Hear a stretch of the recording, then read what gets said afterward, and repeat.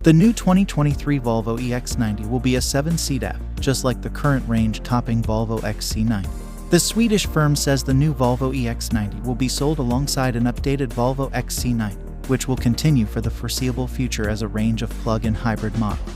This will give a petrol-powered alternative for those who aren't yet ready to switch into the pure electric new Volvo EX90. The new Volvo EX90 has been revealed in downtown Stockholm in a glamorous world premiere. This is to build interest ahead of its expected release date in autumn 2023. It is expected to go on sale in summer 2023.